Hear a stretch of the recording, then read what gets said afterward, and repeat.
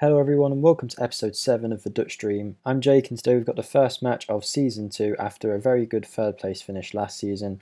We're looking to push on from there. Hopefully this season we can challenge for the title again, as well as playing in the Europa League for the first time in this save. So it's going to be a very interesting season. We had a very interesting summer too. But to start off with, in the last video I mentioned that if you wanted to, you could comment your name down below and you would get your name put into the game as the name of one of the new generated players that we got in our youth academy. There's still a few players left, so you're free to comment your name under the video if you want to have your name in the game. But our first few names are on here, and when I decided to do this, I thought I'd get people putting their actual names, and I didn't realise I'm going to get some joke names. But I'm a man of my word, so we've got 3 new named players in the game. So the only normal name that I got in the comments was my brother, Ross Cooper. So his name is now on this player, and as you can see, he's a 4-star potential centre-back, so he could actually end up playing for us one day. But he'll probably spend a season in the youth academy developing, so he can eventually play in the first team. We then have another very good promising young centre-back by the name of Bold Martin. The comment did just say Bold Martin, but I thought it had a bit of spice, so it is Bold Martin.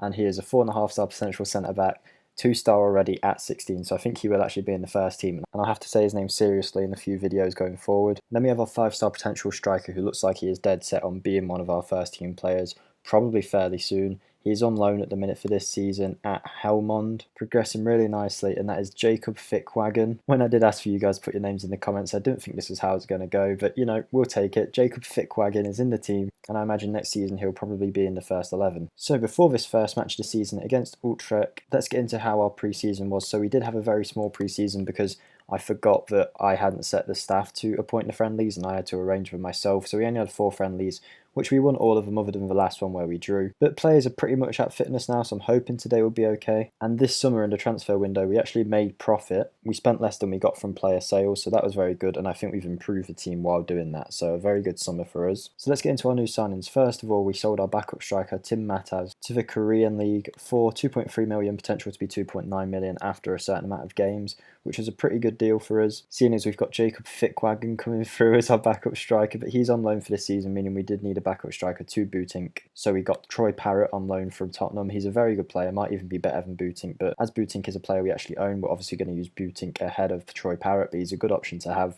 And as you can see, a very good player at the age of 18 already. We pulled 1.6 million in for this player who I didn't even know we had. He was in the B team. I think he was on loan somewhere last season. But yeah, a decent player, but wouldn't have been good enough for our 11. A striker with only 11 finishing, and that being his only decent stat really. So to get 1.6 million from him was a very good deal. Another player that we loaned out last season, Thomas Bruns, went for £500,000, and a similar fee for Roy Behrens, who was our backup winger. He was getting a bit old, and I had a transfer offer for him, and I thought, you know what, we had some decent players coming in, so we did sell him. And then everything else was really just loans and players who weren't good enough, so we let them go on a free. So in total, we made 5.25 million from that, and then in terms of what we spent, I think we were very smart in the transfer window. So if you remember last season, we sold Brian Linson for a big fee for almost £10 million, and we never really replaced him on the left wing. So we have brought in a new left winger who was in my Chelsea save and was very good in that, Ezekiel Zeballos from Boca Juniors. We paid 2.7 million for him, potential to be 3.1 million. And as you can see, he's already a very good player, 3-star left winger at 18, can play the inside forward and inverted winger role very well, and he can develop into a 5-star player. So he is going to be not our starting left wing this season, as we have got Tahith Chong back on loan, but hopefully he can play a few games, and next season when Chong's loan runs out, Zeballos will be our new left winger. We brought a new midfielder from the Norwegian League, Vebjorn Hoff, for £600,000, potential to be £700,000. He's valued at 3.5 million already, so that was a very good deal. Classed as a star player for Eredivisie teams,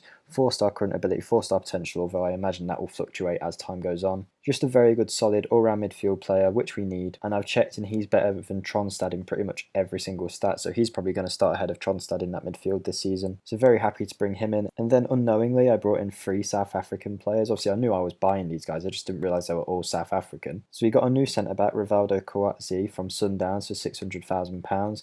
A pretty good player, 3-star current ability, potential to be 4-star. He's not the tallest of centre-backs, but he's very good on the ball. So although I don't think he'll start this season, he'll definitely be an option at centre-back for us. And for the money that we paid for him, I thought it was a very good deal. We did lack a backup centre-back last season, so it was a very good choice for us to go and bring him in. Then from the same team, we brought Malambi in, who I think we got a bit of a bargain on. He's a 3.5-star right winger, potential to be 4-star right winger. A very good player who's probably going to come in and challenge Tanan on that right wing. So I'm looking forward to using him this season. And then we got this guy in a free deal, McKenna, a 3.5-star centre midfielder, potential to be 4-star. Some very good players for very cheap here. Now with these two, I don't expect them to start for a few games because they've only just came off international duty and didn't have a pre-season. But Kouatsi has been with us a while, as has Hoff and Zeballos, so they'll all feature quite early on for us here. And then as well as the loans for Troy Parrott and Tahith Chong, we used our link with Chelsea to get all of these players here for free for the season. So we've got Conor Gallagher, who's a very good midfielder, Andrin, who gives us the option if we want to play an attacking midfielder, Dujon Sterling and Ian Matson as cover for left back and right back, and Jake Clark-Salter as a cover for the centre-back position. With a lot of these players, even though they're probably better than some of our first 11 players, we're not going to be using them too much, because obviously I want to develop the players that we actually own so we can sell them on and stuff like that. However, these guys will be here to help us out in the season if we need them, if someone gets injured or something like that. So our starting team today is going to be the same backline as usual from last season: Clark, Babic, Docky, Filipovic and Unsane. There might still be some transfers happening as the transfer window isn't over yet, so there might be some other players that come in, but I will let you know if that happens. A three-man midfield of Bazor, Gallagher and Hoff, two of our new signings playing there in the midfield, Chong on loan on the left wing, Booting up front and Tanan on the right wing. With that being said, we may as well get into the start of this second season here. Very excited for it, and I hope you guys enjoyed the video. We're currently aiming for 85 subscribers, so if you see that you are not subscribed, it would mean the world to me if you could subscribe and help us get to that next target, so that eventually we can push for 100 subscribers on this channel. So hopefully you enjoyed the video, and let's get into the match. And we are off here with the first match of the season, and straight away we have a highlight on this right hand side with Booting to Bazor. Bazor just misses just wide, and that is a very good start from us here in our first match of the season. As this pre-season has been pretty short, I haven't had a chance to look at the new signings yet that much, other than Hoff, who's played a few games and he looks very solid in the midfield. So it'll be exciting to see how all these players play in-game. And as 20 minutes has gone here, Hoff is the best player on the pitch at the minute with a 7 rating, but nothing much really happened in the way of big chances. It was only that Bazor highlight that we've had so far. And on the 30-minute mark, we do have a free kick with Usama Tanan. From long range, he hits it and it's curled wide. It didn't actually look that close in the end. But again, at least it's another highlight for us as we pile under pressure on Utrecht here. But they do have a free kick, which, oof, that was a close one. Their set piece was headed just wide of the post, and Unsane wouldn't have been getting there. And going into half time, we do need to do better in the second half. But we do have a corner, and it's Docky who gets ahead to it, but it goes to Chong. Usama Tanan, straight away, he was our best player last season, and just on the brink of half-time he gets the first goal of this season for us, and hopefully he can keep up what he did last season and become one of the best players in the Eredivisie. Hoff took the corner, Docky won the header, but it only went backwards to Chong. He did well to pick out Tanan, and Tanan finished nicely. Up high, powerful, the keeper wasn't getting there, and going into half-time, we take a 1-0 lead. And we're into the second half now. We'll be looking just to get a second goal, just to see this game out. But 60 minutes in here, and nothing has happened in the second half so far. So we're going to get some of our new signings on, see how they do. So the first one is going to be Zeballos on for Tahith Chong. Bazor is going to come off for Andrin in the midfield. We're also going to bring on the tried and trusted Tronstad for Conor Gallagher in the midfield. And hopefully with 20 minutes to go, we can get another one. But if we just see it out as a 1-0 win, based on how our pre-season went, where we didn't really have much time to get fit, I won't mind that. But we do have a corner now, which we were so good from last season, and it's Tanan again from the edge of the box, and he scored again, and it's the exact same goal as we saw in the first half, this time Zeballos getting the assist. Good for him to get an assist straight away, but it's 2 goals for Tanan in the first game.